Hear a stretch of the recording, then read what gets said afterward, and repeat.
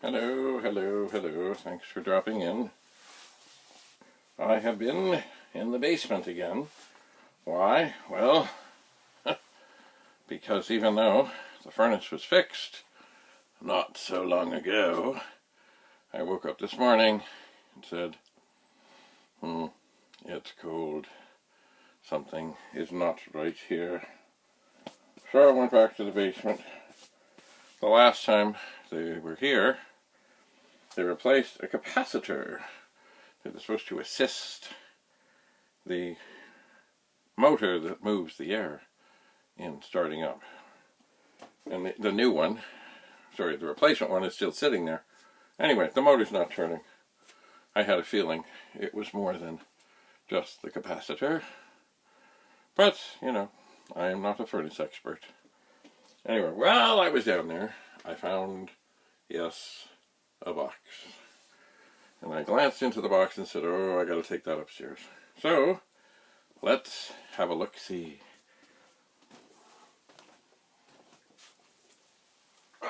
So here is the box. It was marked Interface Part 96. Why 96? I don't know. One thing that was in there is this cool flashlight that belonged to my dad. I do not have batteries in it, but if you look at it, it has a thing here where if you push a lever, it changes it to green. If you push a different one, it changes it to red. This would have probably been used, and it has a focusing thing too, probably used while there's some rust. I don't know if I can get this open. I'm not sure I want to try right now. No, I don't think I want to try right now. Anyway, this would have been probably used when he was a scout, and they would have used it for a variety of things. It has, see, flashlights. Yes, now of course we have phones with lights, but flashlights, besides looking for things, were for signaling with Morse code. And in this case, it might have been send the green light if everything is okay, do the red light if it's not, and of course if you want to send a message, there's a little button here, and you could do Morse code. Anyway, I don't want to. Also it has a little bit of an aiming feature. If you twist it, it moves a little bit, so it could focus. Anyway, I'm not going to diddle around with that much. I'm going to get into the box. Quicksilver 128 fast IEEE interface. There's the book. And I believe, if I'm not mistaken, there is an ADA 1800 printer parallel interface. So indeed it is not what I thought it was, but this was necessary, most necessary, when using a PET with a printer with a Centronics parallel interface. It would plug onto probably the IEEE port, and then it would do its little magic in here, and it sends the signals out through the Centronics parallel port. Yes. And a variety of printers could be used. Aha. When I actually gaze fondly into the box, I find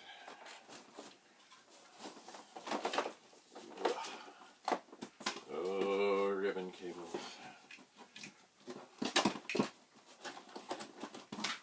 Ribbon cables. I find the Quicksilver 128 by Skiles Electric Works. There it is. So, from the looks of it, it would, what is this? Oh, okay. Some devices in the old days had a little wire, and you had to have a spot. There was a spot inside. You have to open up the machine, violating the warranty. And there was a little clip. You had to just clip it on a certain spot, and that would be good. I will have to read up on this. Quicksilver 128. I will. And thankfully I have the book. So from the looks of it, you plug it into the user port, and then it gives you another user port, and there are some switches on here, and an interface that looks like it would connect to an IEEE disk drive. I will have to investigate further here. Oh my.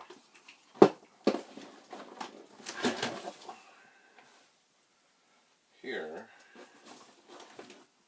there's a cable with a very bent pin inside. That one, oh, and if I move it much more, it might break off. It says on here, Nortec, and it uses an amp connector, much like Peter Smith and the people of RTC use, but I'm sure this is not. I'm suspecting. I might have to check with my brother, but I'm suspecting that this was a cable that would connect the user port to an RS-232 modem. I am suspecting. Oh my. There's lots of stuff in here. Yeah, oh, here it is. Commodore. It's a VIC-20 cartridge, and it says VIC-20 diagnostic. My word. I do not ever remember having this, but I'm going to keep it out so that I can test it out. Oh my, what do we have here? Looks like a ribbon. It is a ribbon, probably from, yes, a printer.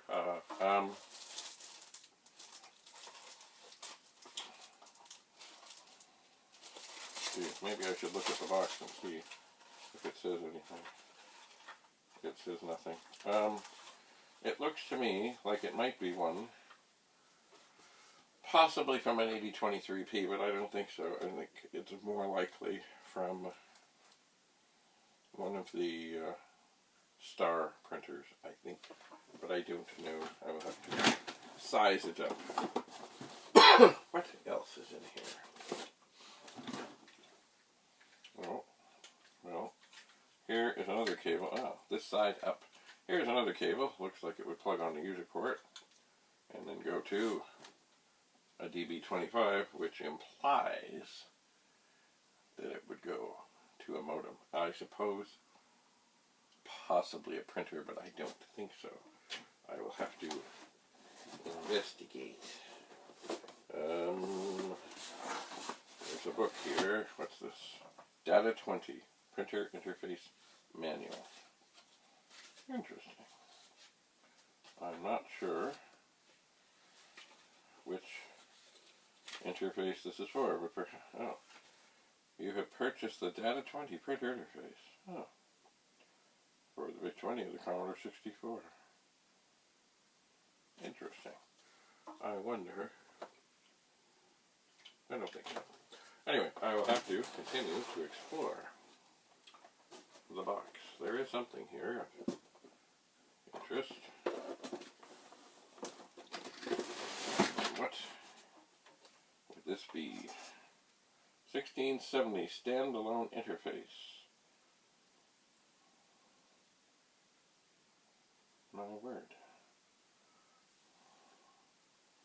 Once again, something I never remember seeing. It looks like maybe it has a place for a power supply.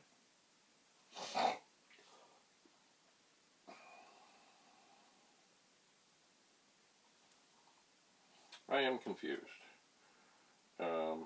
It has a place here, an edge connector. I'm not sure of what size or what would go on it. Maybe the modem. And then it has a DB25 connector.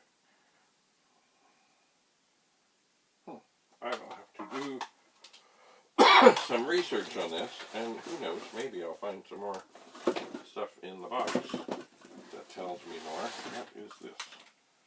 Printer interface. Oh, did that say the Data 20? What was that book?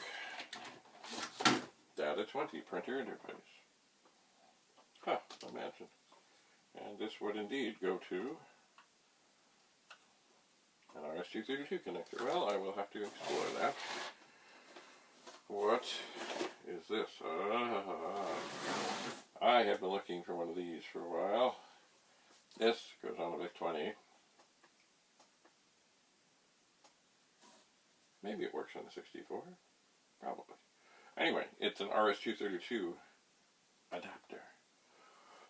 So that if you did have a modem such as a Hayes and other such things, this would go in the user port, plug into this, and you are ready to go. Tickety-boo. Cool. What else? Find another ribbon cable. Oh, it's an RTC BL4, which means I should be able to look this up. Using an amp connector, of course. Actually, it looks very much like the one that I was going to ask my brother about. Looks like maybe that goes into the user port, and that might go into a modem, or perhaps a printer.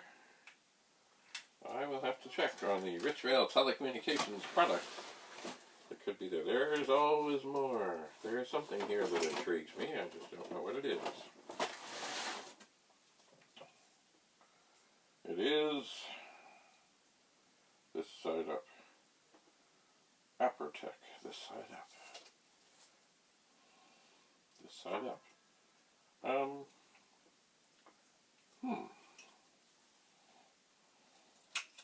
Well, I'm not sure. But it does seem to fit together. It looks like it might be something as simple as a user port extender. But I'm not sure why you would have such a thing. Or what, well, I don't know. Apertech, I know, did make modems. Anyway, we'll set that there. We will have many things to explore. Many more things happening here. What is this? New England Electronics Inc. Good. Another thing that looks like it would probably go to a user port and an RS-232 port for a modem. It does. New England Electronics Company. Huh. As always, heavy with documentation. Here is a ribbon. I wonder, is it the same? Oh. Ribbon cassette. It has instructions, which is always beautiful. Does it look like... Yeah, I think it does look like the other one. Which still doesn't tell me what printer it goes to. But it must go to something with this one. Brand new. Never opened. Okay, here's a cool thing. This is a pocket modem. Very neat, very tiny, by Bot Engineering. Was designed to replace the 300, 1200, yeah. Pretty much the 1670 by Commodore. A lot smaller, a lot neater, a lot tidier. It was. I don't remember who, well, I know it's Bot Engineering, I don't remember, but it was a big deal when it came out. The 1670 was all fine. It just, you know, this could stick in and not be this long appendage sticking out the back of the machine. Yes. Nice little switches. Alright. Oh, it's almost done. There's no end to it. Oh. Here is a ribbon that has been, it seems, as I twist this, it seems this part here has been damaged, which may mean the whole thing is in jeopardy and trouble. I guess this might be a good one to put into something and test it to make sure it fits before opening up the other one. And as I turn the thing here in the direction that it's supposed to be turned, it's not really doing anything. So I think that's pretty screwed. Oh well. Here is the Commodore Auto Modem, the model 1650, which was, of course, 300 baud. That's all it was, 300. And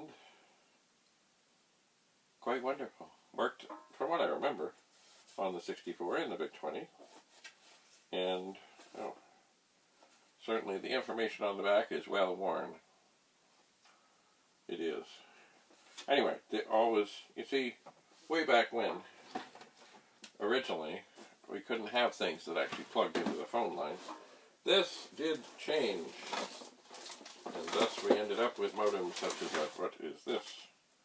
Aha! Yes, this seems to be. Is it screwed? Yep. The little plastic thing is broken. It's still in the thing. It is, but it looks like it's been damaged. Oh well. Anyway, so yes, I think I do know now that this ribbon would be for an 8023P, which would be a Commodore printer. But will it work? I don't know. Here's something in a bag. Electronics parts.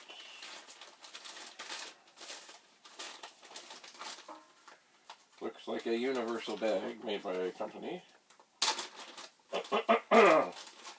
that would hold things.